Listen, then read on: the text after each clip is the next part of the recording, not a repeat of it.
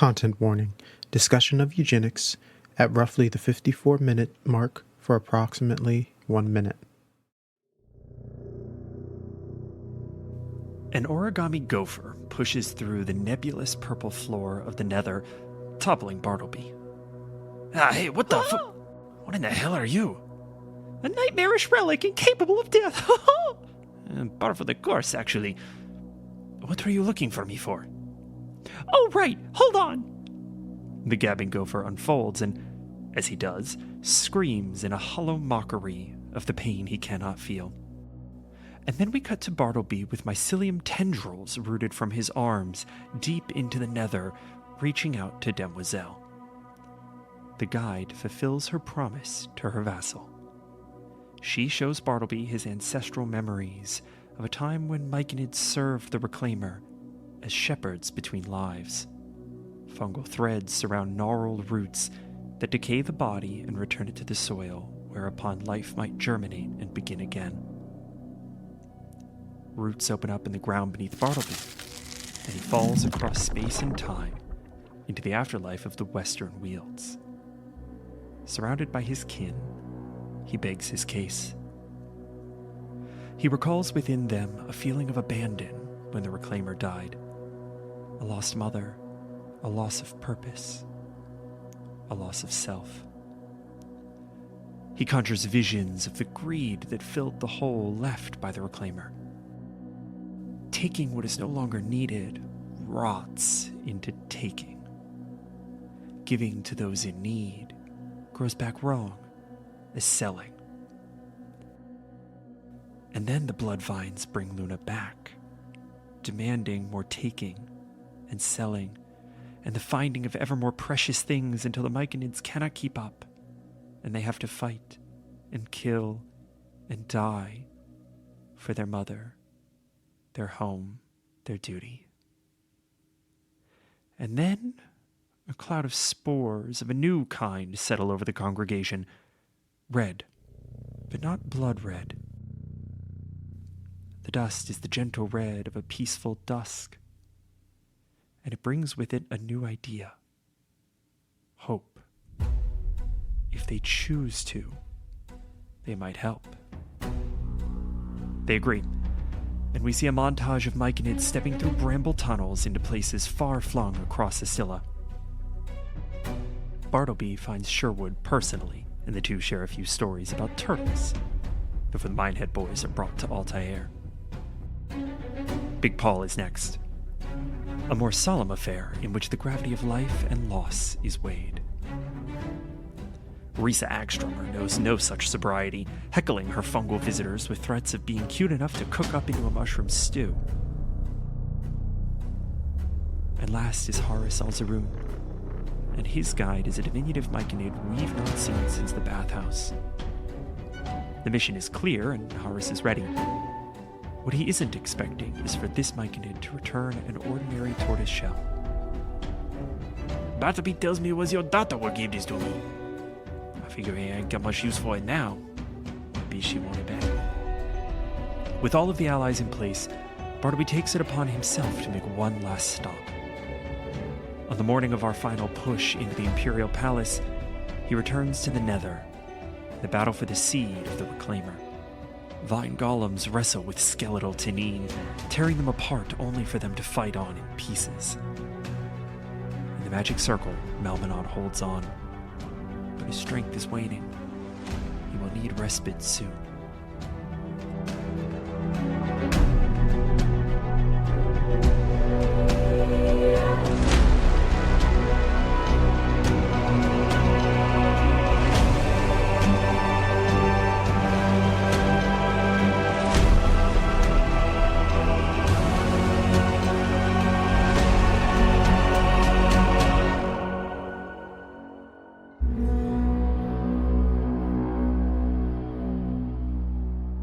Hello, one and all, and welcome to another episode of Unbalanced Encounters, the only show that dares to ask, what if the real weapons of mass destruction were the friends we made along the way? I'm your host, Patrick Carini. Say hi, everybody. You made me cough. Hi. That was a good one. 20 out of 10 on that one. Yeah. That was a really good one. I'll tell you what, if you want to get better at weird opening puns, audience, all you have to do is put together a crazy Do a show. million. Do a Do a million. million of them. 10,000 hours were all for me to write one-liners. One of them will land really well. Just do them every day for 2 years, and you'll be there. Practice makes perfect, guys. I'm just sitting in my chair sobbing. It's fine. It's a skill. It's a skill. You know. It's a fucking extreme sport is what it is. Every time we record, I'm like, oh shit, I have to write one of these 8 minutes before we start recording. We are headed into the end game here. As a matter of fact, we're storming the castle, boys and girls. That's where we're at. That's the moment that we're in the moment now. How's everybody feeling about the fact that this is it? We're headed into certain probably death. Super chill. Well, I've already died, so I'm cool. Oh yeah, true. It's about damn time. Isaac's just tired. He just wants it done. I need everyone to understand that Craig is wearing a hat right now that just says log off, and he's staring down like at the abyss beneath him. So all we see is log off. And honestly, greater wisdom has not passed through this podcast. If you're one of those outstanding people that listen to this like 15 episodes straight, just remember to log off. Yeah, please. Touch Go We grass. love you so much for Yeah. doing that, and you are an awesome listener, and we love you so much. But you gotta touch grass. But also, I mean, honestly, know. if we've learned anything about this show, it's that sometimes you just gotta touch moss. You know, sometimes you gotta. That's true. I love how well, late in the game this message is being put out there. Yeah. BT dubs. The closer we get to ending this show, the longer and more rambling this opening becomes. Did you Oh notice yeah, that? 100%. We are dragging our heels so fucking hard. We're like, oh man, we have real responsibilities now. We have to actually do the thing instead of just saying we're off to do the thing every episode. But guys, I'm scared. Mom, come pick me up. Off to kill the Empress. Off to kill the Empress. All right. Hell yeah, all right. baby. Okay. Actually, wait. I want to hear a record Okay. scratch Yeah. on the actual edit for that. Yeah, actually, wait. We're just like, I was about to put us all in the palace. We were about to be in that. We were about to be in that thing. But before I wanted to sort of recap something because we had a conversation. We've had a pretty substantial conversation around the idea that you are all going to be coming back up through the effectively sewer grate in this prison cell, right? Like you are all going to just swim across the Altair River and, you know, climb up the underside of this island and in through this absolute drop and get through this grate. And we're going to have to do some rolls around that No, because we rolled you know, all natural 20s, Pat. I don't know. Two what of Before us the can just episode. walk along the bottom. No Yeah, I big was deal. gonna say I don't need to breathe, bitches. So and also guard can spider climb and carry somebody. So like we have something. fine. I love the idea of Guard and Harissa like slow motion skipping. Imagine me and you, but like through a river of shit Bottom of the under the beautiful city of Altair, bride you as there's just see. like bits of detritus and corpses No floating by us. fish, no fish. It's all pollution. just shit floating. Oh Yeah, my god! absolutely. Yeah, so that's. I want everyone to hold that visual in their heads.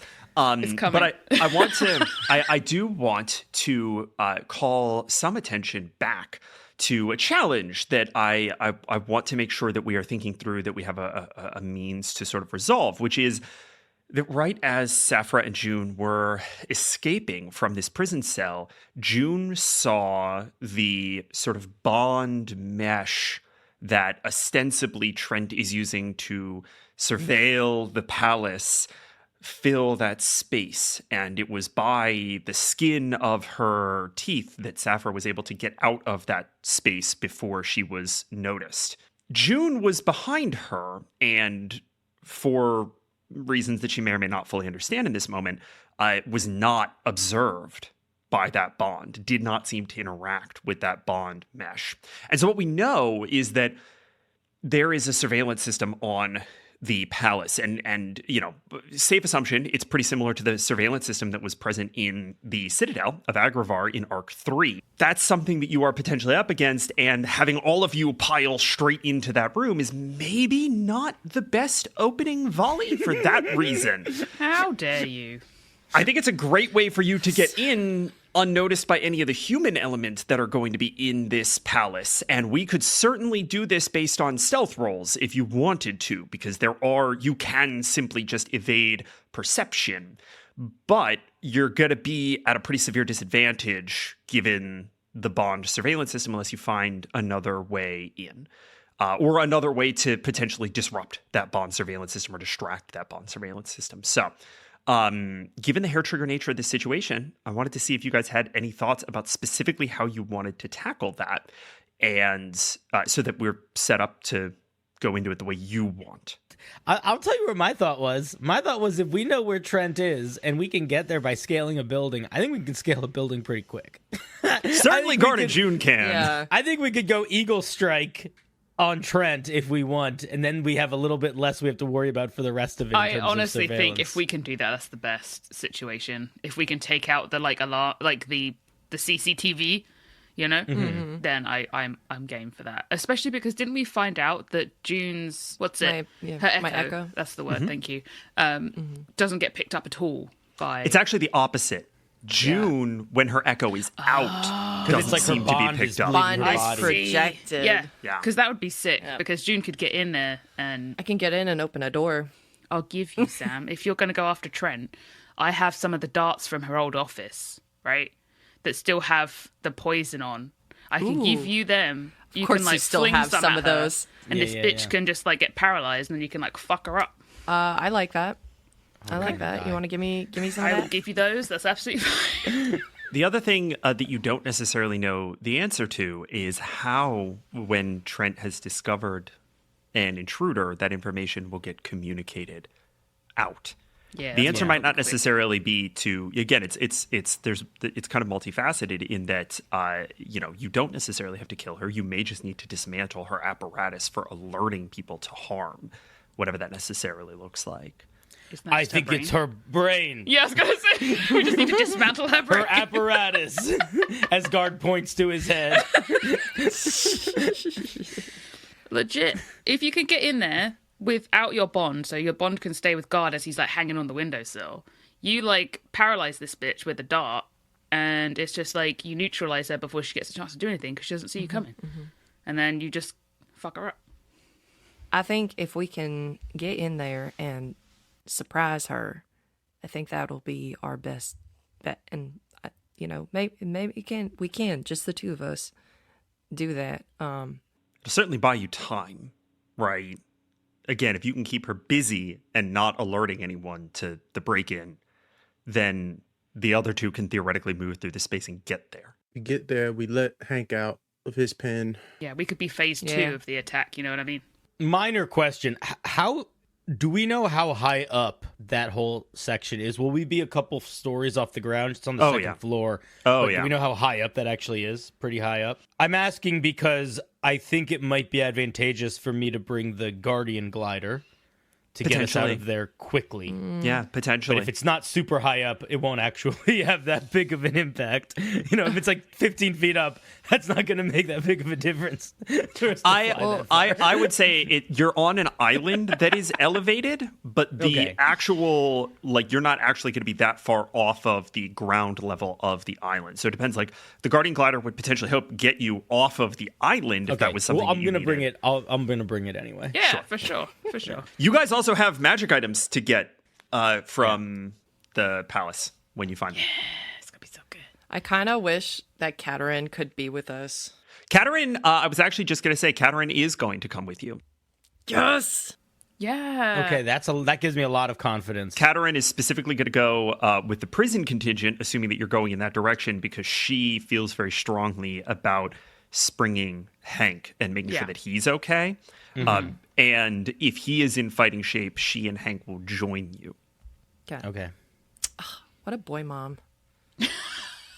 She cares about what happens to her son, but her daughter... Being a boy mum just hits different. Okay. Oh my god. Isaac my just God. ignoring this conversation.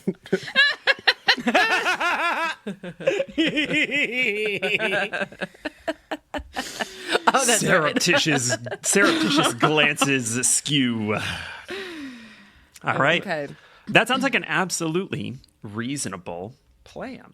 Can I please get athletics checks from everyone but June? June, you can give me acrobatics. Low roll for me. Oh, really low roll for Isaac. Oh, hang on a second. Natty 1, boy. Natty 1. I got 18. That's all right. That's all right. It's better than I've been rolling normally, so I'm happy. Guard, what did you get? 13. June? Nat 1.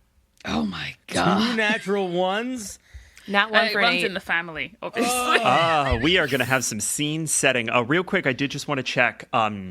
Is Safra putting on Pass Without Trace in the aura, within the aura from Scarab so that you don't have the Wild Magic Surge? I'm genuinely gonna say no this time because I want it to last as long as possible when we're there.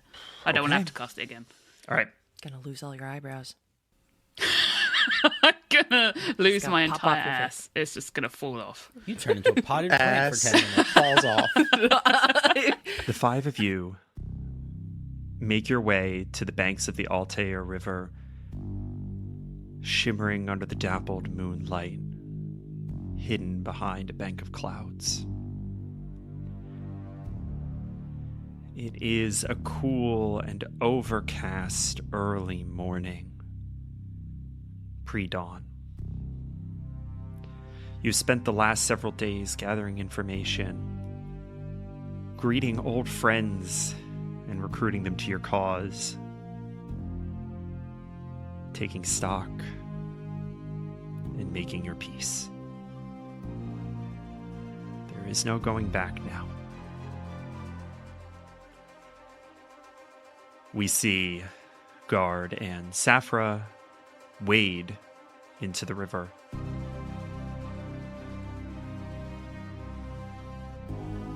Plummeting to its bottom and walking toward the Imperial Palace Island. Katerin, June, and Isaac have to swim. Isaac slips in and immediately begins to struggle against the current. June, a little further up, slips in, aims herself toward the man who spent so much time raising her in an attempt to help him gain his footing, and slips and begins to tumble downstream. Like a shot, Katerin is in the water and June is in her arms, and she is dragging her toward the island. She rolled a nat 20. Oh, she was allowed to save one of you. Isaac, could you please make me a Constitution saving throw? 23. Good save, good save, good save. I think Isaac literally pushes himself off June. As you do, you feel your left shoulder collide with a bit of rock along the bank, and a numbness spreads through your back and chest. You feel a bruise begin to blossom. An inauspicious start to what might be the last thing you do. Oh my god. But you steady yourself, tense every muscle in your body, and push toward the island and through the pain. If you had rolled less than a 20, you were going to take a level of exhaustion as you struggle against the current. To start off, y'all. Oh my god. Jesus. Oh, this water tastes like shit. Oh, and he goes back down.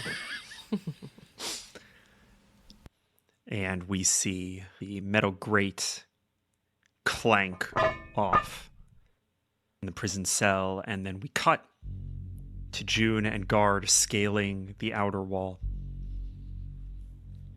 By the time the two of you are rested upon a parapet, hidden only by a passing cloud, you are caked in wet, soil and the grime of a polluted river. And the two of you sit for a moment, and June, you see periodically the shimmer of bond trace over every surface within the walls, missing the two of you by inches with each passing thrum. I throw out my echo. Where to? Can we see the other side of the wall, or we're... You're atop it, so yes, you can see down into the palace. This is where the bond mesh is occasionally flickering and shimmering. You see that you're actually not terribly far from the monastery. You're only maybe about 15 feet from its nearest wall. And surrounding this building and many others, there are trees, sycamores and crimson maples. A space designed to feel connected to the world in a city made to feel very disconnected. So I'm gonna have my echo right beside us. Guard this whole... It's like a spider web that's really close to us. I think I can get down and into, or out, at least outside the monastery. But I don't know how we're gonna get you in there without tripping the alarm. Do we know which one of these windows is hers? Make an investigation check. See if you see her. 15. On a 15, you trace up and down the length of this monastery looking in the windows. And you don't see any people. It seems abandoned. Some of the rooms that you glance into seem like they've been abandoned for a very long time. Piles of crates that have collected the dust of ages. Doors shut tight so that no light gets through. But you eventually make your way to what appears to be a kind of training space. In fact, it actually looks quite a lot like the space that you and Hank shared in the Citadel. A big, open, wood-floored, for want of a better term, gymnasium. And that is when you see her. On a 15, you see her perched atop a high stool like an ancient and frail bird. But you are better at bond now than you have ever been before. And so you see arms long, protruding out from her, plucking strands of the weave. Fucking spider. God. A spider in her web. On a 15, what you don't see is the locked room on the far wall that is always within her sight. Oh my god, I have such a fucking weird idea. I have a really weird idea. Tell us. So, June can get, like, fairly close to her. Mm-hmm. What if I switch, when I get close enough range, I switch with my echo and have my echo just fall completely on, like, as many strands as possible? Oh, I see. Like, just try to fuck up the connections? Yeah, to try to short circuit her web. That's an interesting idea. Okay, I think that's a great idea. But I think that getting her with a surprise attack from a heavy hitter from you. As we're standing outside, sort of talking about this quietly, Guard is going to put his hand on June's shoulder.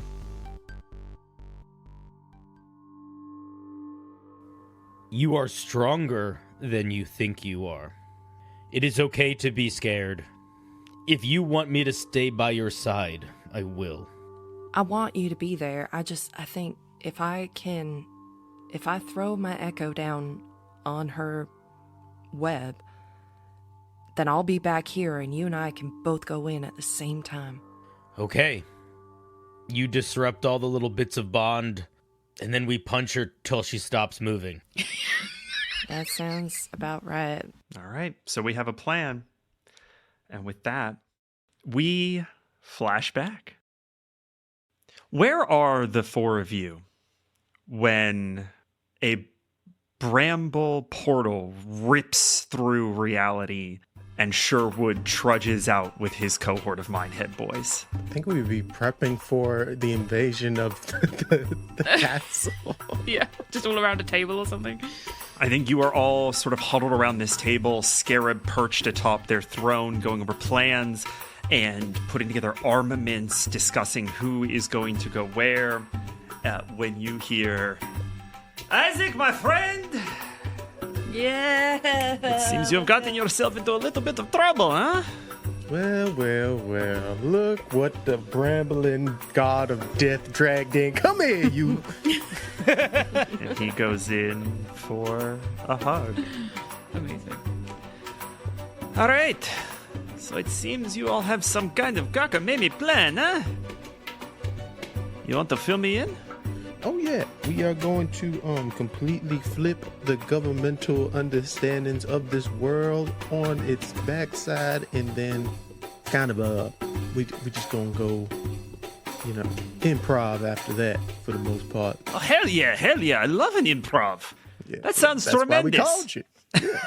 Obviously, this is kind of part of your whole kill the Empress thing that I've been hearing about, which I honestly didn't think the four of you would be crazy enough to try, but if you're gonna go on the suicide mission, I've lived long enough. Well, I mean, you won't need to suicide as much as the rest of us, but we are gonna need that silver tongue to get the citizens on our side. I see how it is. We're going to be rallying the troops, so to speak, huh? Title card, yes. Don't know where that came from, but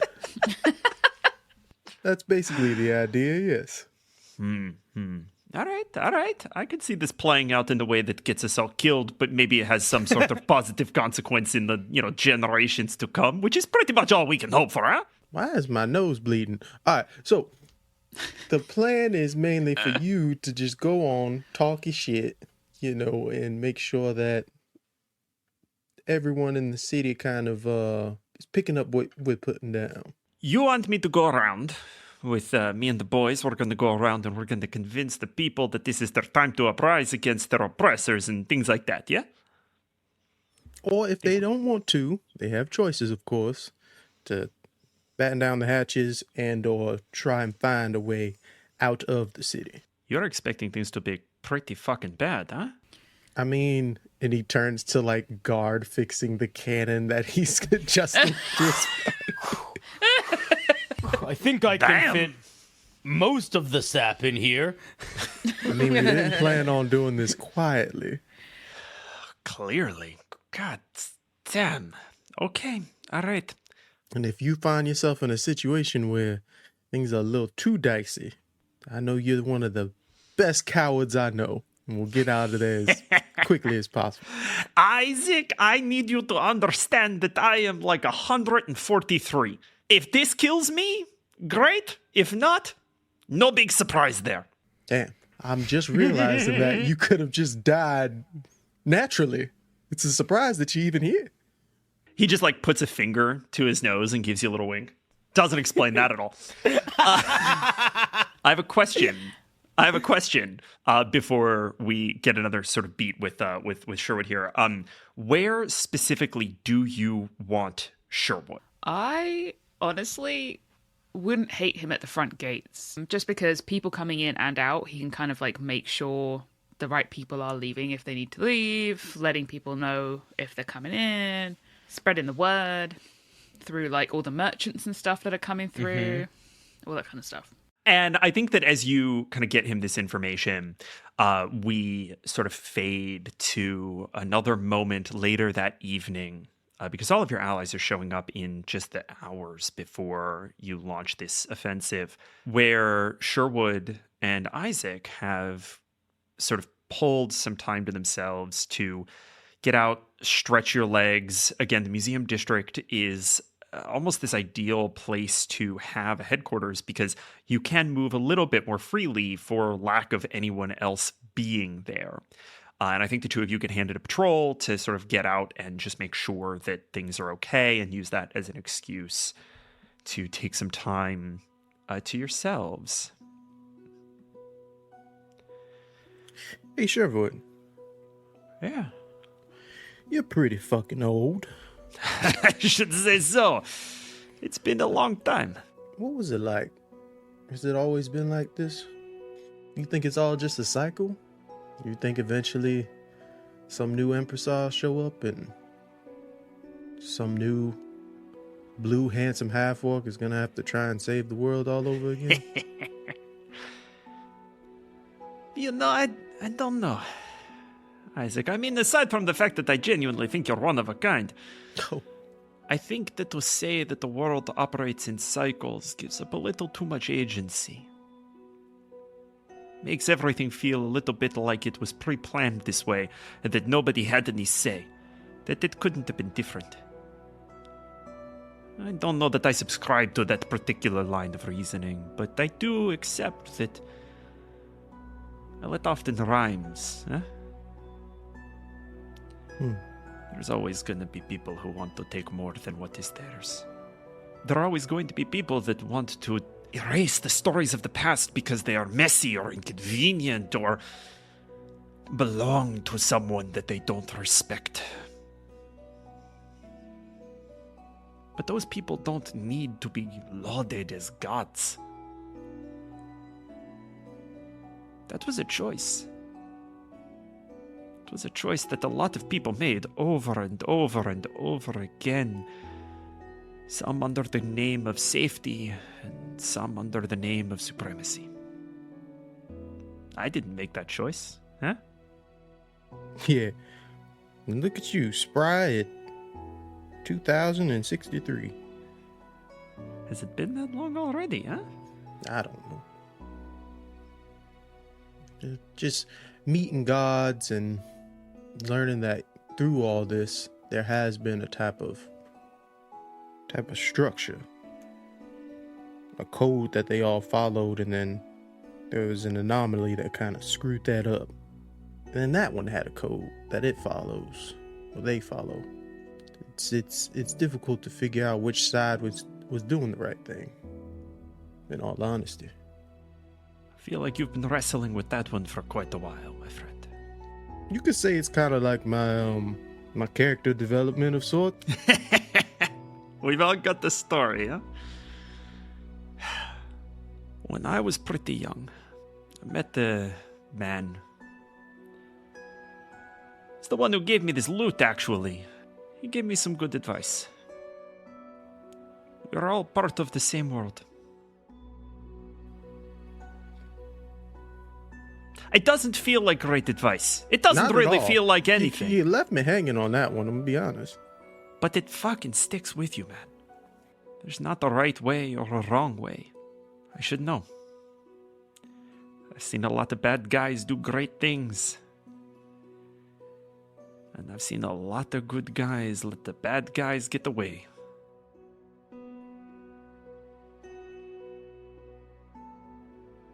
Isaac's just kind of like anxiety building up, kind of messing with his fingernails, and we're gonna catch these bad guys. Yeah.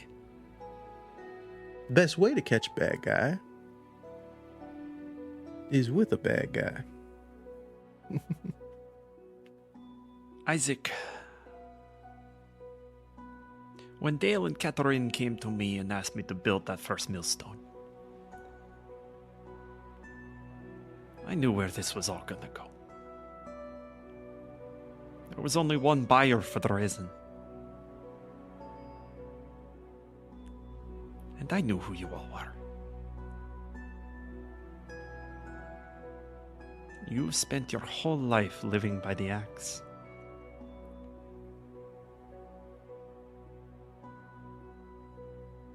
I hope for your sake you get the chance to put it down.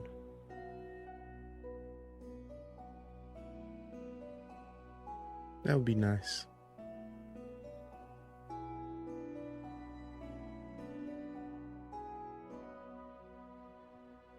All right. June and Guard, you have a plan. I imagine that, at least initially, It is June and Guard navigating more closely to the opening, and Guard very hesitantly sort of looking to June, second-guessing every step, just making sure he's not accidentally stepping on one of these, like, narrow threads of bond that are enshrouding this place. Guard's gonna stay behind and wait for my signal to smash through. You got your glider. Yeah. Then I'll use the glider. I'll start latching, like, affixing the glider to the armor. Okay. Are there trees near the window? Yeah. Would I be able to I'm going to leave my echo with Guard. And I'm going to tree hop until I can get to the window. You fade into a thick branch of the nearest tree, kind of grabbing it, pulling yourself into its fibers, and then push yourself out on a branch that rests against this window, and you can get a better look now. This room is cavernous and empty. Aside from Trent and her stool, there is no furniture.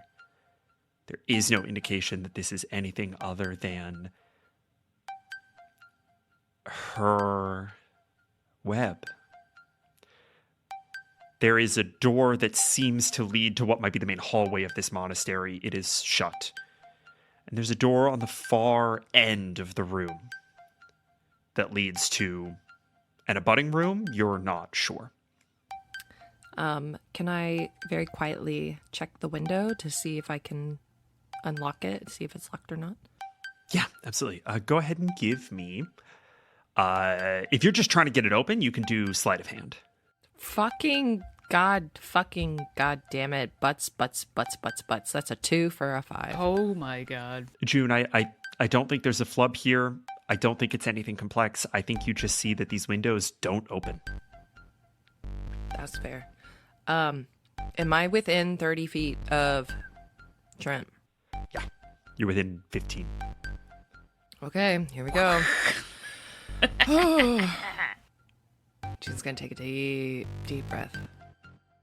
She's gonna focus on the most, so where Trent is spider picking all these threads, the largest cluster of them. I'm gonna summon my echo above her just by like a couple feet and drop it on those threads. Okay. We're going to have a little bit of a contest here. You are going to be rolling a d20 plus wisdom plus proficiency. Don't roll yet. Trent is effectively going to roll a con save. Okay. You need to beat a 20 in order to get her full attention. If you get less than a 10, you will have alerted her. She will not be under the surprise condition as you enter this initiative, and she will immediately begin the whatever procedure it is to alert people to an intrusion. Oh my god. No pressure. If you get a 20 or higher, you get a full surprise round on her. Oh my god. Fucking D&D Beyond, don't fuck me. You can use real dice if you want.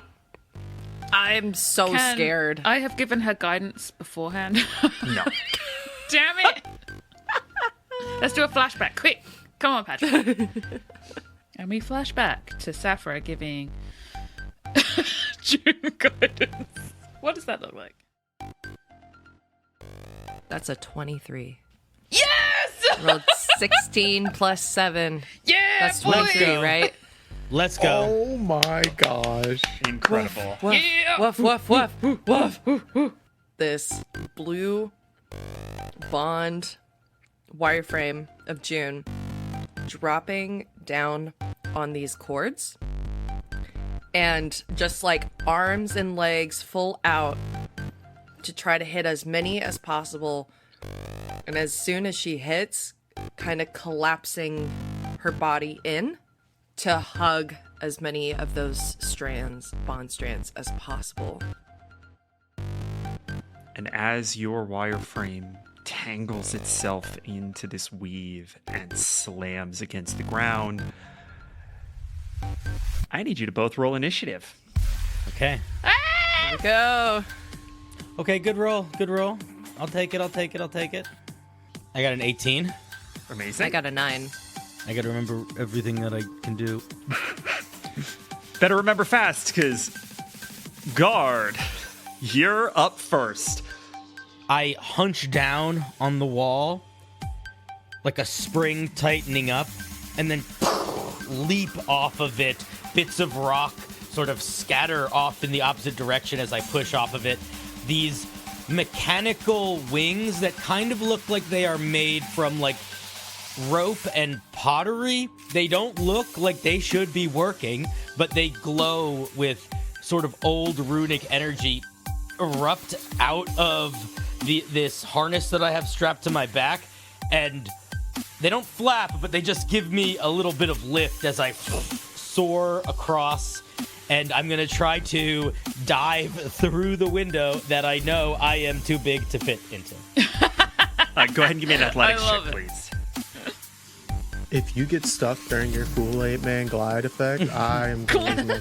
That is a 22. Yeah. The brittle ancient wood that holds this window into place bursts out around you as you corkscrew into this room, tumbling ass over end into a stable position on the ground. I am going to use my bonus action. All of the runes are going to light up on my armor as my arms and head start to like faintly hum with energy as I rage. So with my last 10 feet, I'm going to charge towards her, pulling out the meteor axe and I'm just going to try to start chopping. I know that this is a really little old lady, and there is a part where Guard almost hesitates because he is not used to needing this much force on something that looks so frail, but he is going to try to trust in the instincts of the bond around him and swing down. Okay, go ahead and roll that attack. You're going to get advantage because she is surprised. That's a 28. Oh my god. That's a 28. She fucking dead, son. I love I got a it. 19 on the roll. Okay, yeah, absolutely. That fucking hits. I rolled a 12. I rolled a 12 on the damage die. So that's... Wait, this is going to be good. Okay. Oh okay. my God. Wait. Let's go. So Let's go. I rolled a 6 on the other damage die. I rolled that. This is as maximum damage as I can do, I think. Yes! So He's so hype. I love this. 19 magical slashing damage, Okay. Oh my god. 9 necrotic damage, and 1 force damage. That's the first hit. Yeah, absolutely. 29. Get her. Fucking get her. She's gonna be dead in seconds. I know. A 20 to hit. 20 does hit. 13 slashing damage, and another 2 force damage. Fuck, that's a lot of damage. Jesus Hell yeah. Christ. Okay, is that Guard's turn? That's my turn. Yeah. That's amazing. Incredible. All right. And you guys were worried. Okay, that's Guard's turn. Trent overcomes the surprise condition, kind of getting out from underneath this blade and turning around to face Guard. June, it's your turn. So there's a hole in the window now, right? Great. I'm gonna have my Echo. She's gonna wrap the strands, get up from the ground, wrap it around her arm, and yank as hard as she can He's going to try to pull Trent in. into a grapple if possible. Okay. You okay, Patrick? Are you okay? You are going to roll. You're proficient in athletics? No? Yes? Acrobatics. You're not proficient in athletics. Oh. Okay. No, I am. Okay. You're going to roll me proficient wisdom ability check. You're trying to beat a 13. 19. Okay. That's pretty good. You pull Trent away from Guard and into a grapple with your Echo. And Guard, you specifically see her kind of eyes dart around the room, 9 o'clock, 10 o'clock, 11 o'clock, 12 o'clock, 1 o'clock, 2 o'clock, 3 o'clock, and then something connects. All right. Not exactly how I expected to meet the two of you again. For my bonus action, I'm going to teleport and switch with my Echo. Okay, you've got her in a physical grapple now. For my second attack, I'm going to try to jam the dart into her neck. Yes. The dart with the poison. So D20 plus 7. I got a nat 1 for an 8. Ew. She grabs the dart out of your hand and disarms you of it. Yep, that's... Do you know what? No, I want to get this girl. I want to do action Action surge? Oh, is this June's first action surge? Yeah, yeah. Let's go. So, Fuck her up. I'm disarmed. I'm gonna take one arm and try to punch her in the side, like in the kidney. Okay. That's a 26 to hit. That hits. Let's go. Jesus Yes, Christ. that's what we want. Okay. 4 points of damage and stunning strike. You see the bond wireframe that is gently outlining her lock up for a second. And then you see that her eyes sort of flutter closed, and nodes within the wireframe of her bond pulse and shift and reorient themselves to slough off this stun. You have eaten her first legendary resistance. Oh, she has Okay. legendary resistances. Okay, Okay. that's good to know. That's one down. All right. That's good. That's good. It's one down. All right, that's my turn. All right. Incredible. Action surge, you get 2 attacks. Yeah. Let's fucking go. I You can get punch her 2? again. I'll go for it again. Do it. Does an 18 hit? It does not. Oh, shit. Oh, wait. You don't have your bond. It does. Go! Let's We just swapped it out the Nice. window. Nice detail, Pat. Okay, that is 9 points of damage. Okay. Stunning again. And, yep, try stunning again. 15.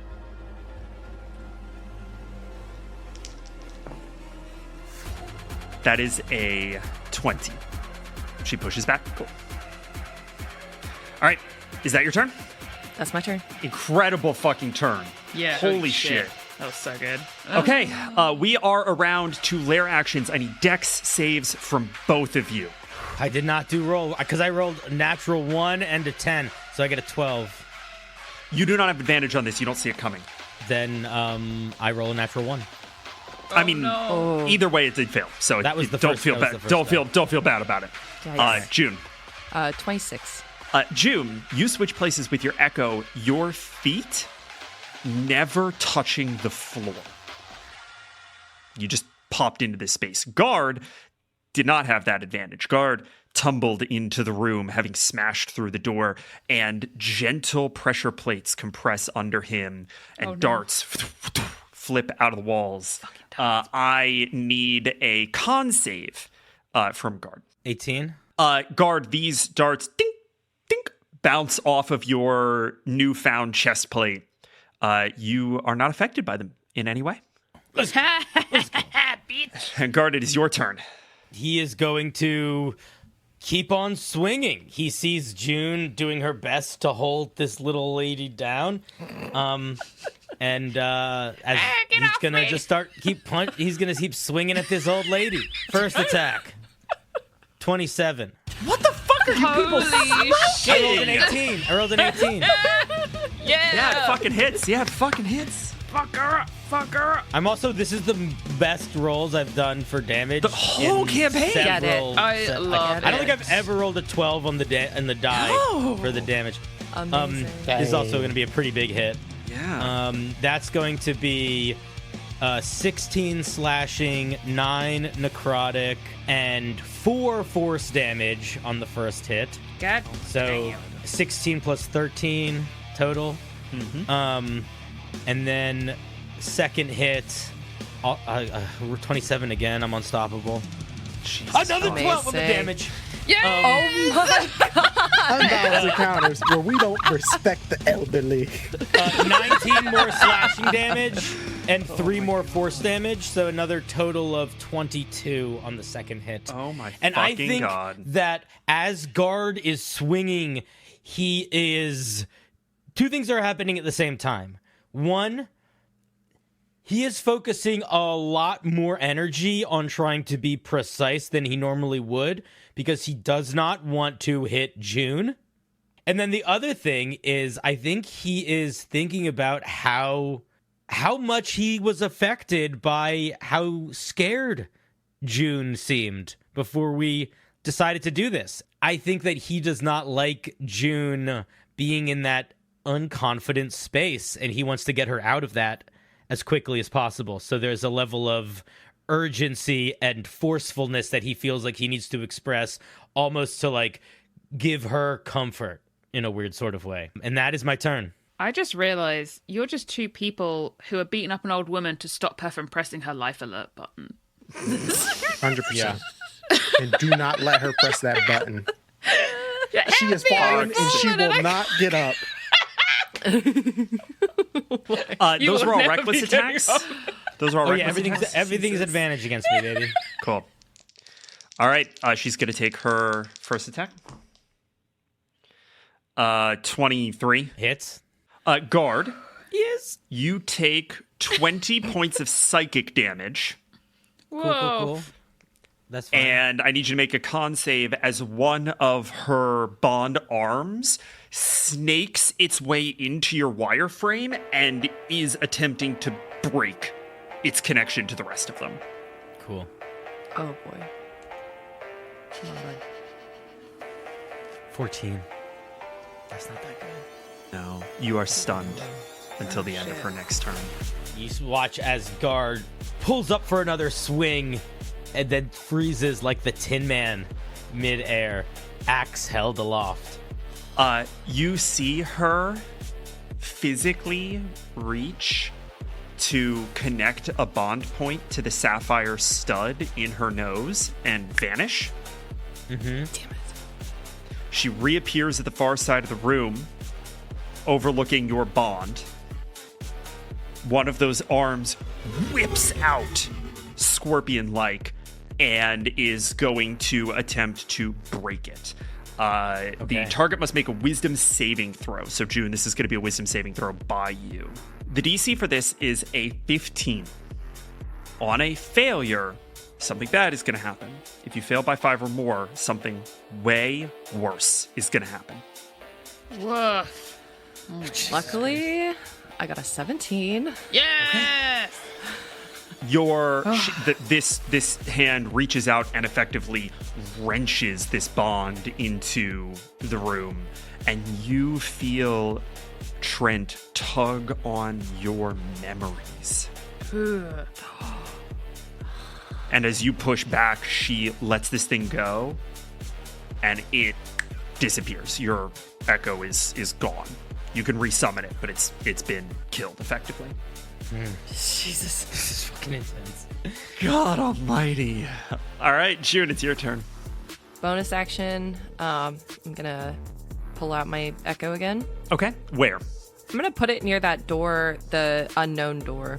I'm gonna rush at Trent with the quarterstaff attack, two-handed. Motherfucker. Yep. That's a nat one. Oh my god. Is that like your third? This is like improbable at this point. Like, what is happening? June. Oh my I god. Hi. hate this. June. Hello, June. Hi. How?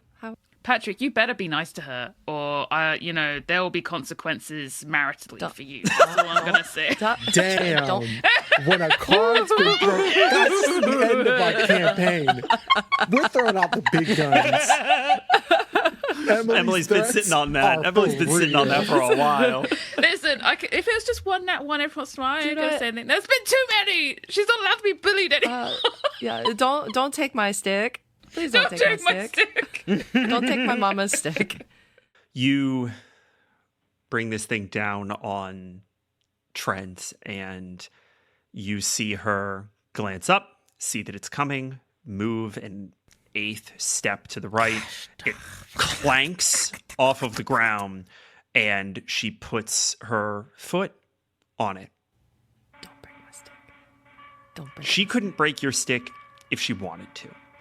Oh, thank God. Good. Her foot on this staff is not a physical gesture of control. It is a symbolic one. You know, we had such high hopes for your mother. I'm just glad she got out when she did. We had plans for her, you know. The Agra line, even distantly rife with blood wardens. Power over bond inside and out. Mastery over the universe itself.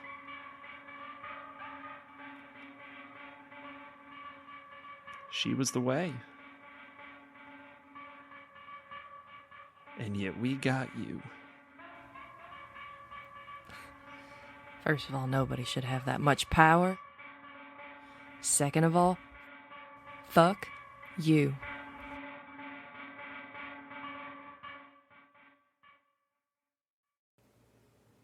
Hello, y'all. I know you're enjoying Arc 5, and I'm here in the mid-roll to bring you even more good news coming from Unbalanced Encounters. It is I, your mid-roll host, Craig, here to talk about a new show coming soon to our Patreon. We have traveled through mountains, deserts, and even the land of the dead, but this new show will be having us return to a very familiar small town known as Raleigh. You see, the magic of the Western Wields is still going strong, and there's a new member of the Raleigh community, and some of the most awkward and interesting younger members of the community need to figure out what's going on. Join us in this new game of Kids on Boars using the Kids on Bikes game system, starring Cinderblock Sally, Sam Oliver, and our dear friend Helvetica Cat. Oh, and yours truly will be the GM this time. Looks like Isaac and the gang have a little bit of backup when it comes to protecting Raleigh from the mysteries of the Western Wields. Part 1 will be released on our Patreon Tuesday, October 15th, and publicly Tuesday, November 12th. You can get it for the low price of $3 at patreon.com/unbalancedencounters. Thank you to our Raleigh Defenders, Darlene Wallace, Dark Steel Panda, Derek Silverstone, GamerTube HD, Icewind Gale, Lucas Carter, Out of Print GM, Patty, Randolph Jenkins, and Salaya. Thank you so much. All right, back to the show. Shoot. That was one attack. You have another attack, bonus, whatever. I'm going to drop the staff, lean back, try to kick her in the chest. Are you angling that in any particular way? Kick her out the window. I don't think it matters because I rolled another nat 1. Oh my god. Oh, Sam. I'm done. Okay, Are you know you what? serious? Broken? I'm 100% She's fucking serious. reaching into the machine. That's what it is. Trent is using actual internet powers. Yep. Can I make an attack roll against the internet? Trent's in the machine. Yep. 100%. That's insane. I now have real dice that I Use will it. be rolling with. That's 2 attacks. You got bonus. Bonus attack, flurry of blows. You gonna flurry? All right, go ahead and burn I'm the a bomb. flurry. It's not going to hit. 13. That misses. That's a nat 20, There baby, we for a fucking 27. Yeah. Fuck you, All right, go ahead and roll crit damage. She's gonna make. Are you stunning this? Are you burning the bond for stunning? Yeah, I will burn the bond for a stun. 18 on the save. 10 points. 10. I rolled. Cool. Yeah. She's battered. Right? You see that there are gashes and almost depression marks, but she's not bleeding. There's just nothing there. You could run me a quick insight check if you'd like. 11. You're not positive, but you think that she might be holding her actual body together from the bond out. Oh, wow. Ew. Shit. That's cool, though. Just That's sewing really it cool. together like And that is the end of the round. And I am going to say really quickly, June or Guard, would either of you have sent word to Scarab? No. June? I think I would have as soon as I collapsed as soon as my echo collapsed. Great. Okay. So we are going to jump to Isaac, Safra, and Katerin, who hear simultaneously in your head. Go. What? Oh, okay. I've received the signal from Juniper. Are we ready? Wait, are we being sneaky? I think we just fucking bust in. Kickstick, great. Yeah, do it. Pwang! Thought that was gonna make a different cool sound. All right, and he climbs. And the three of you get into this prison cell, and you find that the door is ajar. You hear voices down the hall. Harissa, you remember that is down where Hank is. There are multiple voices. I think because we are not worrying with the pretense of being quiet now, because we just need to get there as quickly as possible, I am again going to cast light on my arrow and fire it in the direction of the voices. The arrow sinks into the wall. You get a very faint glow, and two wardens turn and say, "Who goes there?" Can I now see them? Outlined, yeah. You're not Great. getting a lot of detail from this relatively small arrowhead all the way down to the end of the thing, but yeah. Then I shoot at one of them. Oh my god, that was nearly a 19. A 7. Total? Yeah. You completely whiff. And actually, I am going to ask that we go ahead and roll initiative. Yeah, let's do it. The 9. An 11. I need Katerin to be stunning these bitches. Right. It's like, get in there, bitch. What you waiting for? I am gonna cast Shield of Faith as a bonus action. I need you to roll me a D100, please. I forgot that there was the whole wild magic Wild element. magic, Oh my yeah. god. Oh As long as gosh. it doesn't like transport her to another realm for It's like not gonna- 5 but, rounds. like, it could do anything from like you get 2 inches taller to like you cast fireball on yourself. So, like, 30. Safra.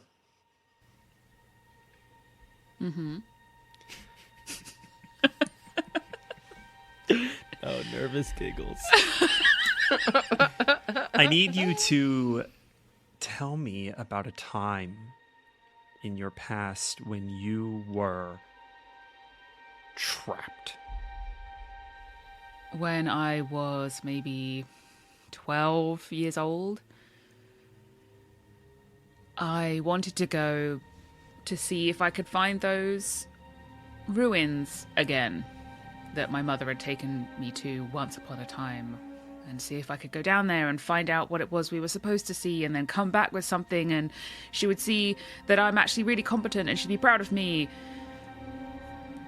And I found what I thought was the entrance, and she saw an outcrop of sort of rocks amongst sort of like some scrub and sort of like where the sand sort of like starts, and she thought, this has got to be it. This is the one. This looks kind of familiar.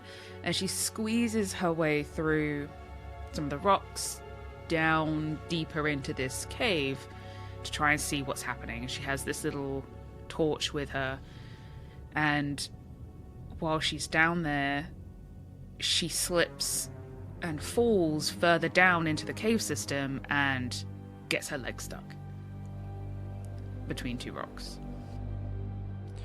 You don't remember how you got out of that space.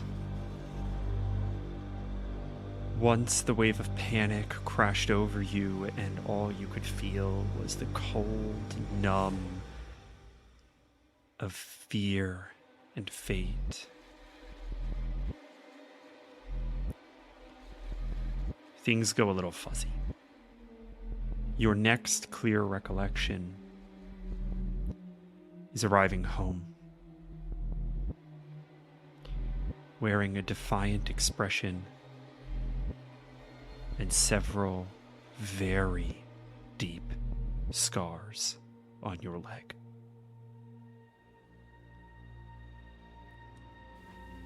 And that sense of teleportation suffuses you. On a 30, you teleport up to 60 feet in an unoccupied space of your choice that you can see. Where do you go? Cool. So much better than losing your hair. Big diff. Big diff. I think I'm gonna teleport into Hank's cell. You vanish and reappear next to Hank with nothing but a feeling of power and a deep throbbing in your leg. That's weird. What, Hank? Oh, Hank. Are you okay? Right. I guess we're popping off now, huh? Kind of. We are leaving the cell, though. Yes. Sounds good. That's movement action and bonus. That's my bonus. Yeah. So Yeah, that's that me. is Safra's turn. Isaac, you're up. Then I will walk up 30 feet and I will put myself in a defensive stance. You get about halfway there, and you're going to go ahead and take the dodge action, trying to draw their attention. Correct. Katarin runs right past you. Oh shit. She's probably got like Go 80 off, foot mama. movement. She runs Step of the wind, right yeah. up to one of these guards, pops him in the jaw. Yes. You see it completely unhinges and begins to swing free within his... Oh, Yes, Go, Ma. Katarin. Go, Ma. Go, Ma. And so he badass. freezes up and just falls full prone. And the other guard kind of takes up a defensive stance, and she turns her attention to Hank.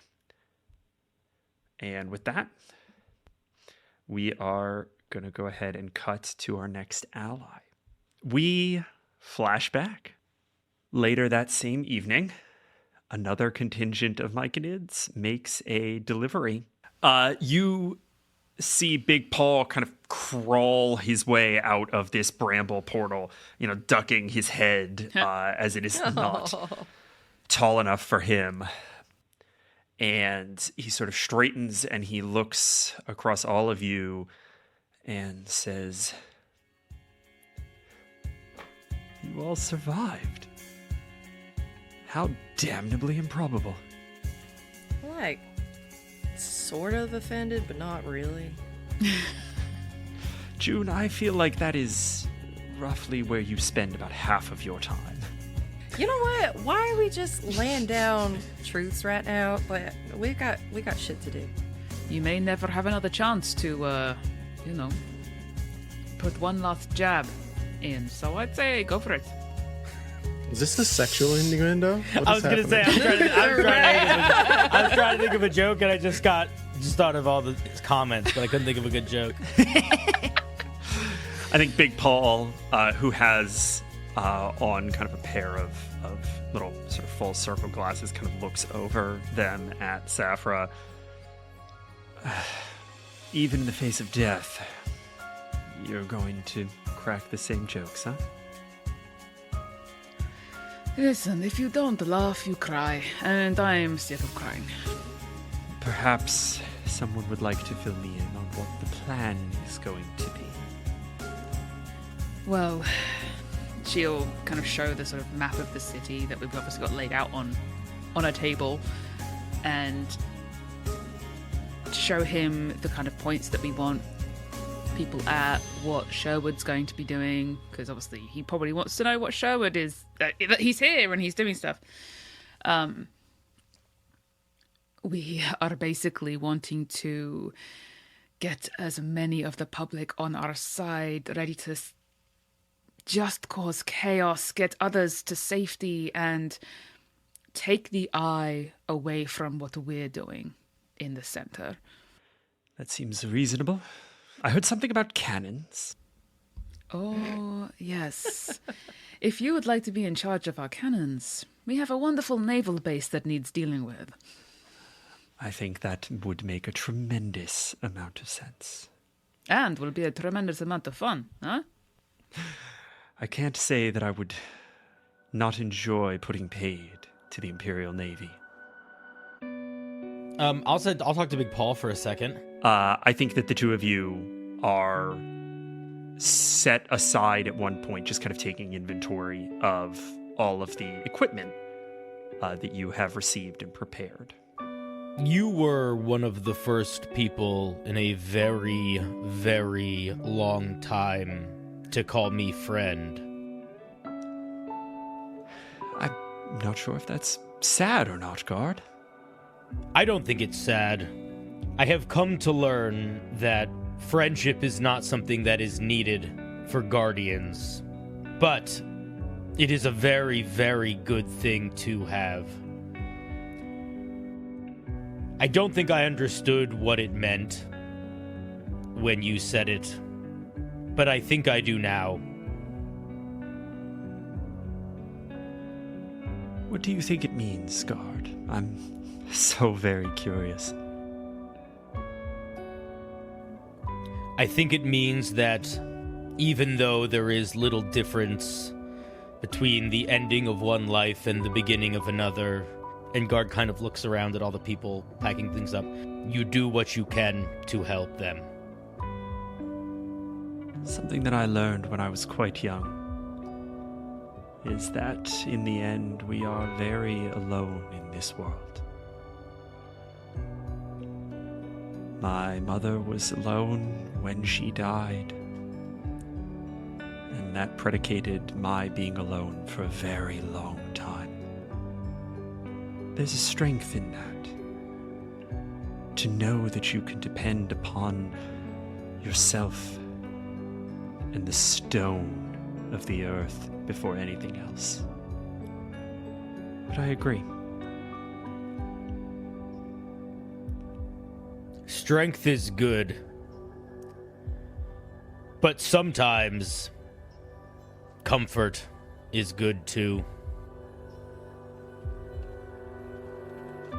When we first fought, my goal was to hurt you as much as possible without killing you or removing any of your limbs. Very specific criteria. They were set by Isaac, Harissa, and June. I am not surprised. For what is about to come, I would ask that you fight with that level of unforgivingness. We have to win. We do. And we will.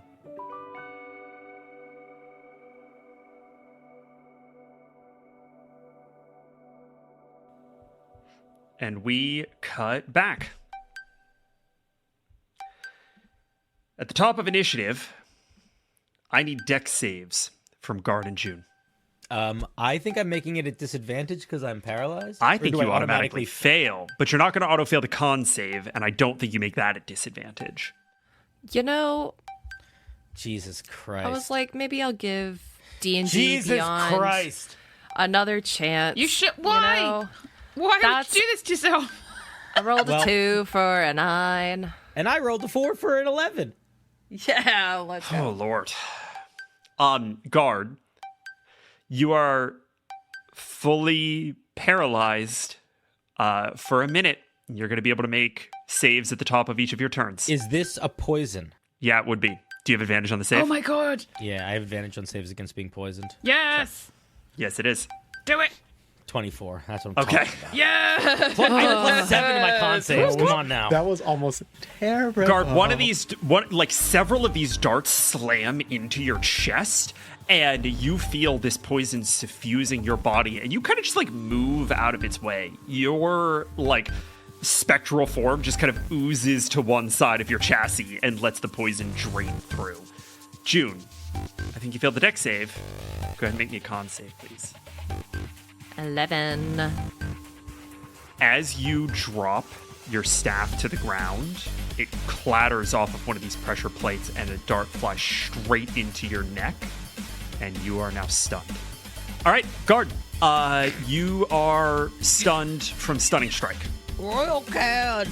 Yeah, I'm just stuck. All right.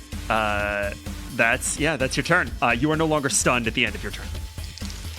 Trent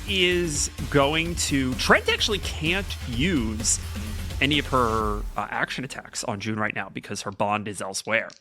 But she can use her bonus action, Synaptic Snap. Oh, that's a really bad roll. Good. That's a 10. I'm assuming that doesn't hit. No, it doesn't hit. Great. Okay. She is going to eye you over point by point. Such a disappointment. And she is going to begin to walk toward that far door. Your bond projection is standing in between her and it. So she is going to take her only action that she can against it. I need you to make a wisdom saving throw for me. This is the same. If you miss by 5, something very bad happens. Wait, let me cross my fingers before you roll. That's an 8. Do you want to not use D&D Beyond? Like, at this point, I will actually just let you re-roll that and not use D&D Beyond, because that's that's not, frustrating. Like, yeah. For a random dice roller, it's pretty not random. It's been real bad today for you. Yep. 19. Yeah, there we go. That's what I'm talking about. You see these arms reach out and begin to pull your bond projection apart at the seams, and you summon it back into you. And that is going to be her turn. She is 5 feet away from that door. Sam, if I see you use D&D Beyond one more time... June, it is the start of your turn. You can roll at the end of your turn to break this stun condition. I feel like you're using D&D Beyond again. I'm just looking. I'm just That is so funny. I'm just looking. Why I oughta... I know. I'm not rolling anything. Okay. So I can't, if I'm stunned, I cannot project my echo. You can't do anything but roll to see if you get over this You don't have a paralyzed turn. condition. Okay. You don't have a turn. Gotcha. 19. Okay. Nice. With you, as your bond projection hits you, you center yourself and focus this poison out of your body and regain control. It is the end of your turn, but you're no longer stunned. Safra, you are in Hank's cell. You just saw Katerin fully drop a man. There's another one who's up. What do you do? Yeah, baby. All right, I am just going to try and shoot him again and see if I can actually shoot a bitch. A 15? Yeah, that hits. Yes! Thank God. Was that with sharpshooter or without? Without, because I've been rolling bad and I don't want the... Okay, go ahead and roll damage. Safety. Yeah, a 7. You put an arrow through his chest and he drops to one knee. He's not dead, but he's not in a good way. That's okay, I can go again. That's absolutely fine. Oh, a nat 20 for a 29. He's dead. How do you kill him? So, the first arrow, now I'm closer and I can see better because it's so fucking dark down here. Get him down onto one knee. And as he's down and sort of kneeling in front of me, I just straight through the forehead between the eyes. And he drops to the ground. And Katerin turns to you and says, Safra, honey, how the hell? What? She rattles the locked door. Oh. 1 second. Pull out the silver key and... There we go. Come on, Hank. Let's go. You and Isaac get up that ladder and go find my daughter. I am going to make sure he can fight. I just do a little salute. There's no turning back. And he looks to Safra. Well, I think you already knew that. Oh, yes. Right, I think you are the one with the shield. Do you want to go first? Can do. And he'll start climbing up, trying to remember the way that the information that he gathered from Bolt, to head towards the old wicked witch of the Emperor. Okay. Isaac, could you go ahead and roll me a perception check, please? Oh, gladly. Yikes. A 10. Do I remember where the guards were? Yeah, you do. You know what's coming, and I think you're focused on that, and so you miss the suffusion of blood red bond that seems to emanate from somewhere central on this island. And we're going to jump. June, you did not move. And Guard didn't move. So we are going to skip the darts. Guard, it is your turn. How far away is she from me? She is probably about 25 feet. I am going to take the axe. I'm going to hold it up into the air, activate it as the blade starts to shimmer and glow, and as I swing down, it's going to cut into the air, and she needs to make a strength saving throw as I try to pull her 20 feet towards me.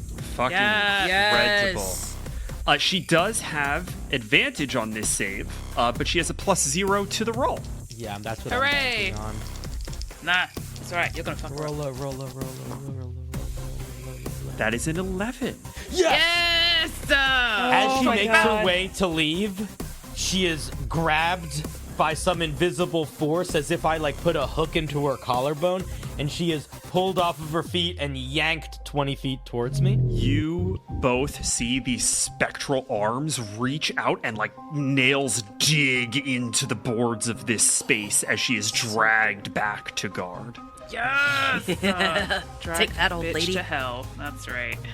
Then I'm going to, with the axe dragging on the ground behind me, kind of use the momentum of it to swing around till I'm facing her, and then swing the axe up and try to bring it down hard onto her side.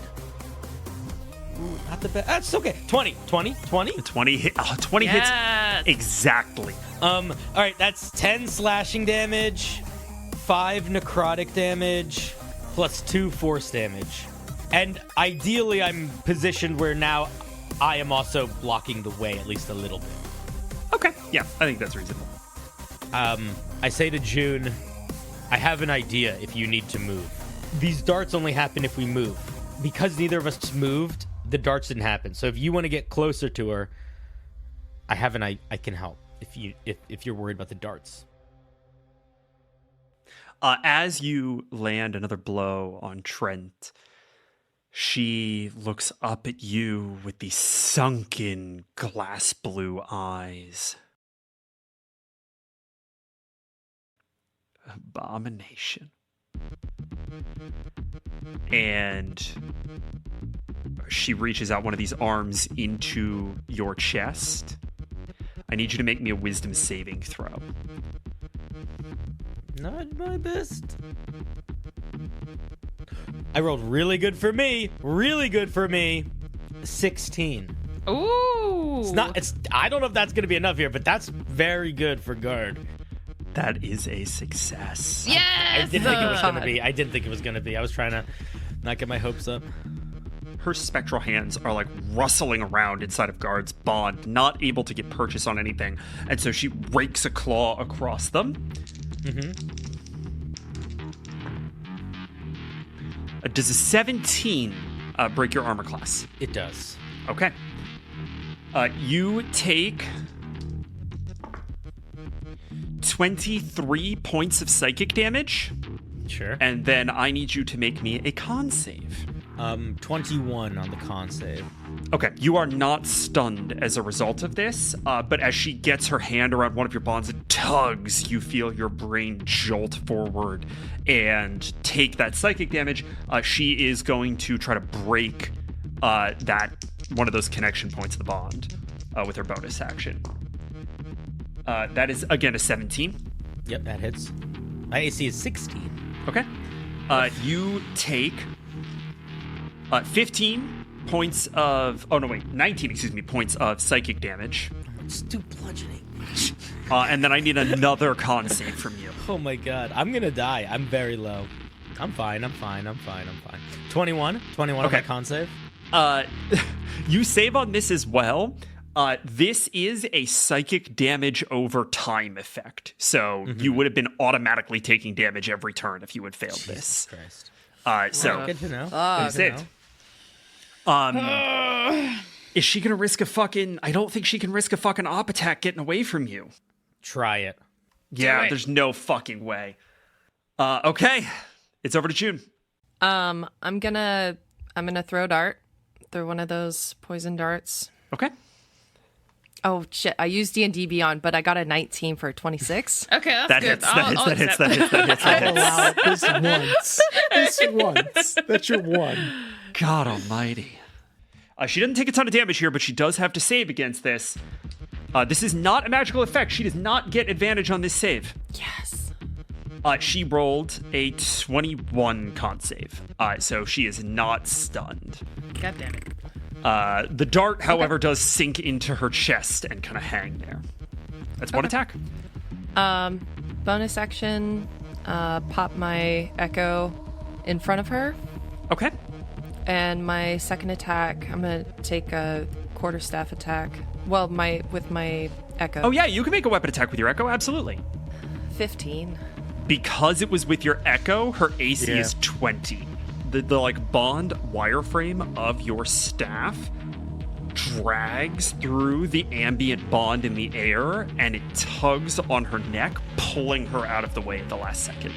She's so cool. I'm sorry, guys. She's so cool. Yeah, it's fine. We know you like an older lady. It's all right. Listen, Isaac would be at disadvantage on all his swings. That was my 2 attacks and my bonus. All right. Isaac, you push up on this trapdoor and see a little bit of oil lamp light flicker down this ladder. The room immediately above you is an inner office, part of the armory. The way out is through the barracks, through the actual weapons store facility, through an outer office, and then into open air courtyard. That's the way that Bolts took. That's the way that Bolts took. You are relatively certain that there are going to be somewhere on the order of about a dozen people on the other side of this door. You have no real idea of how much of a threat they're going to pose. I do also have the Helm of Authority, so I could potentially Once a day. Is that gonna get everybody in that room? 30-foot radius. Is it a 90-foot radius? I think it's a 90-foot radius. 90-foot radius, yeah. 90-foot radius. That's absolutely the whole barracks for Let's sure. fucking go. Let's fucking go. You want to use that now? Would it that's why I want to make sure I don't want to use it before I don't see anybody. I want to know. I appreciate the plan. If you're coming up into the office, I'm going to need rolls, so I need to know what... You guys are just hanging on the ladder right now. Yeah, Right. we're probably going to be 'Kay. getting up there. All right. Isaac, first, In a bit. please roll me a stealth check. At disadvantage, eh?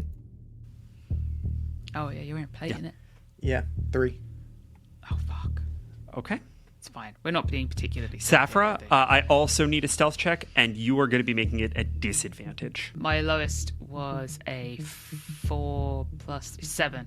Isaac, you push this trapdoor up, and you hear the hinge creak, and it smacks into the wall behind it, and both of you hear a little bell jingle, and someone stirs in the barracks on the other side of this wall. Isaac, you push through and climb up, otherwise relatively quietly. Safra, you are being much more careful of your surroundings as you follow. But as you put your knee into the floor to push yourself up, your new holy symbol rattles. And all at once, you hear people rolling out of bed. Arms are picked up, spears clatter, armor is donned. They know you're here. All right. You Are you ready? Now or never. And I'll run towards the door and open it so that Safra can see in. Emily, I need you to roll me a little luck check. You're going to roll me a little d20. Oh my god. On a 1 through 10, no one has lit a lamp yet. Oh, I need to be able to see. That's right. That's God okay. damn it. For DMs at home, I should have a never, torch. ever underestimate the power of dark vision. I have thaumaturgy and light that I could potentially use if I need to very, very quickly. That is going to consume, both of those would consume your action, Your which is action. going to make you not be able to use the helm right away. So, go ahead and roll me that luck check. Yeah, and I dashed to get to the door, so.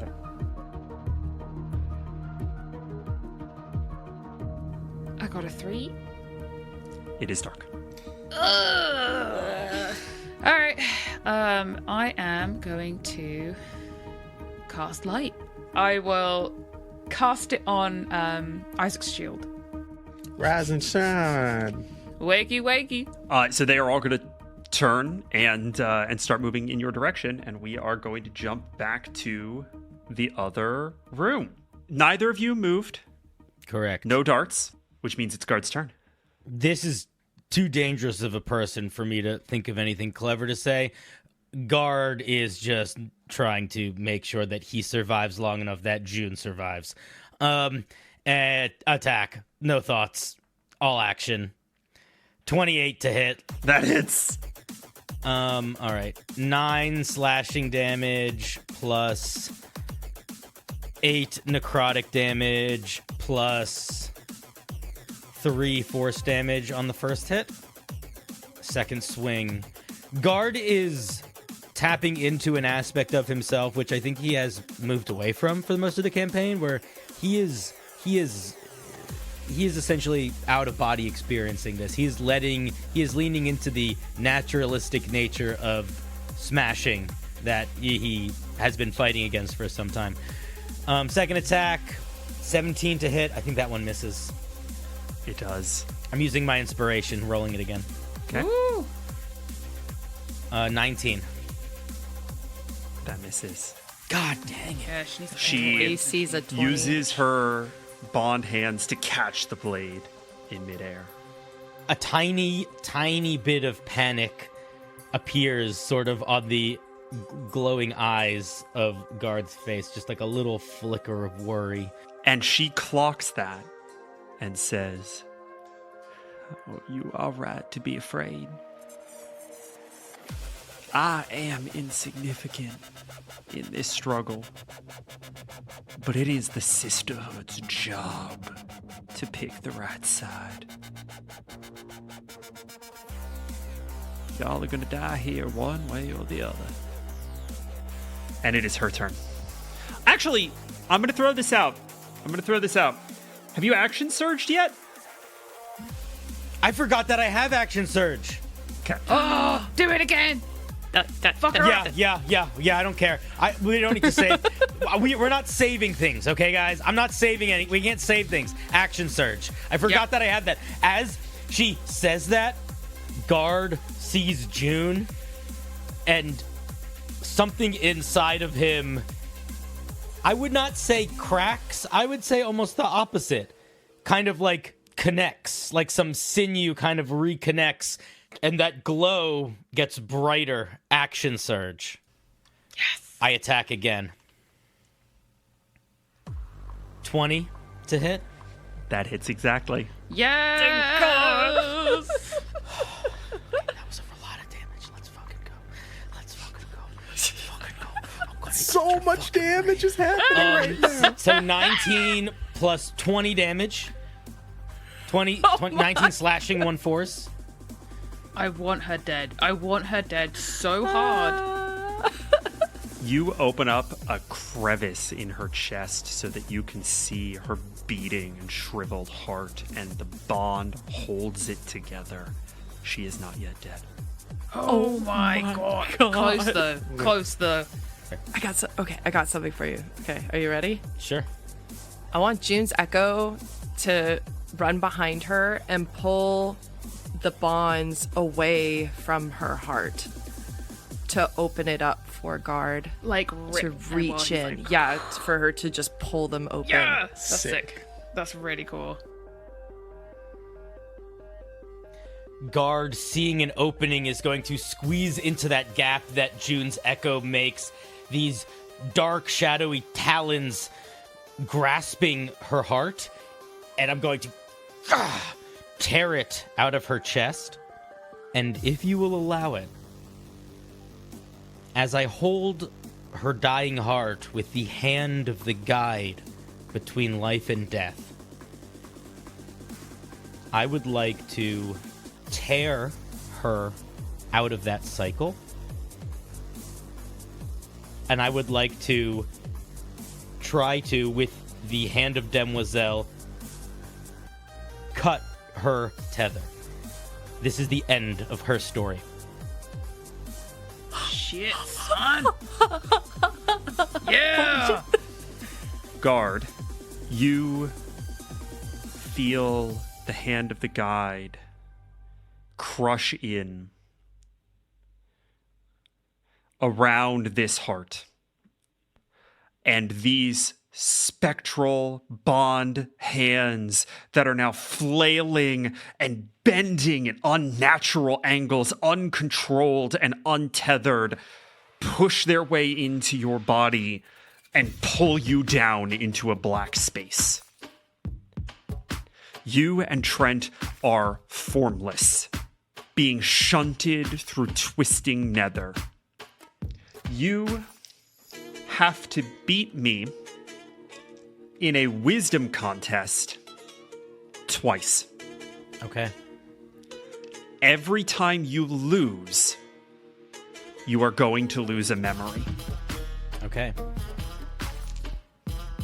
Straight wisdom check? Straight wisdom check, no proficiency. She gets a +4 to I these have a rolls. +1. Let's fucking go. Let's do it. Fuck off. Fuck off, Trent. I am eternal. Listen. I'm not one guy.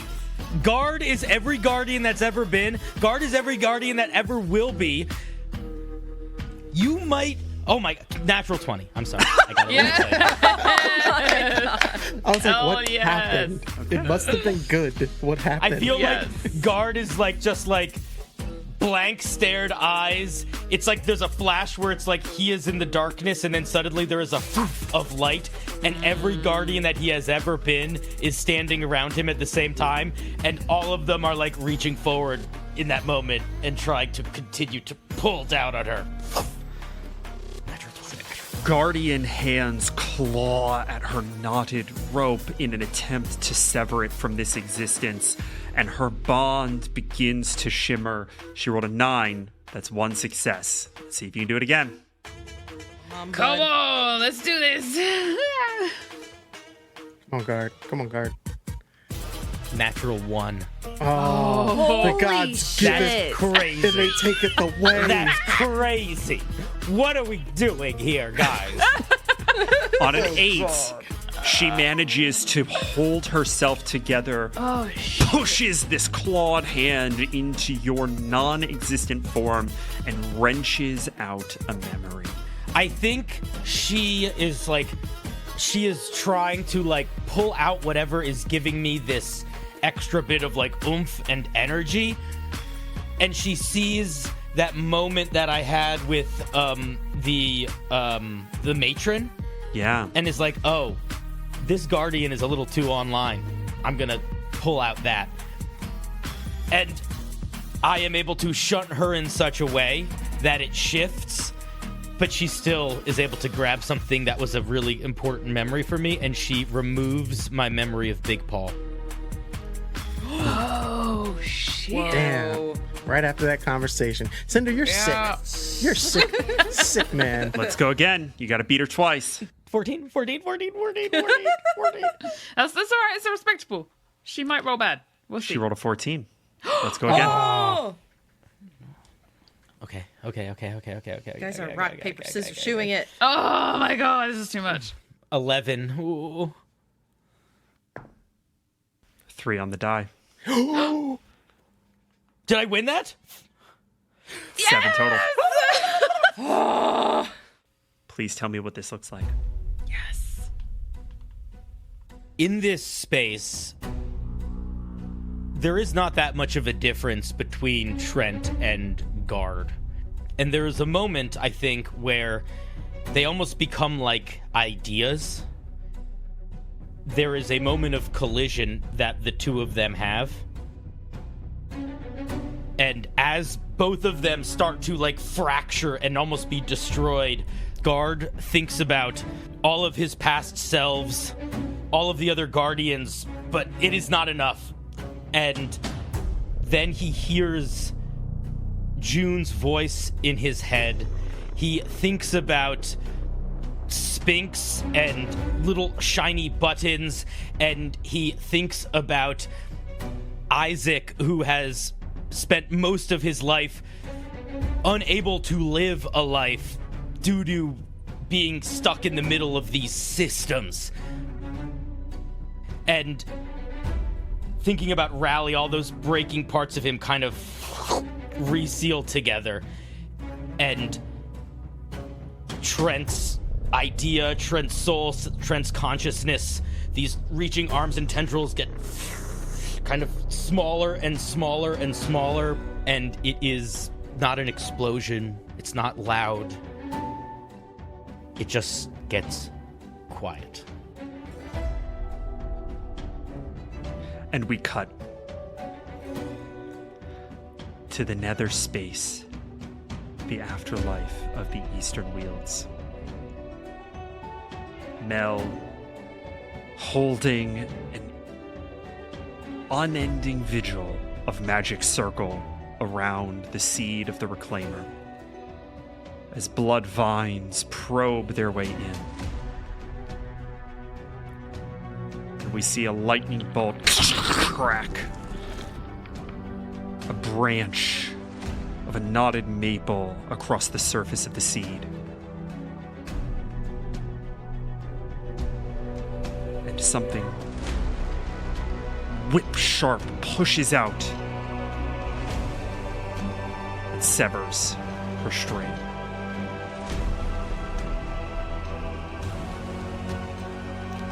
The reclaiming begins.